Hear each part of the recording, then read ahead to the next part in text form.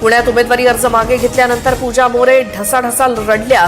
भाजपवरील टीकेचे जुने video viral झाल्यानंतर अर्ज माघारीची वेळ. ट्रोलर्स विरोधात पूजा मोरेंची पोलिसात तक्रार. उमेदवारी अर्ज अवैध ठरल्यानंतर भाजपचे माजी नगरसेवक मुकेश शहाणेंचं नाशकात शक्ती प्रदर्शन. प्रभाग क्रमांक 29 मधनं सुधाकर बडगुजर यांचे पुत्र दीपक यांचा अर्ज भाजपकडनं ग्राह्य. शहाणे अपक्ष लढण्यावर ठाम. अहिल्यानगर पालिकेसाठी निवडणुकीच्या रिंगणात उतरलेले मनसेचे 2 उमेदवार गायब. कुटुंबाशीही संपर्क नाही. निवडणूक बिनविरोध होण्यासाठी अपहरण केल्याचा संशय. महापालिका निवडणुकीत आतापर्यंत 20 उमेदवार बिनविरोध.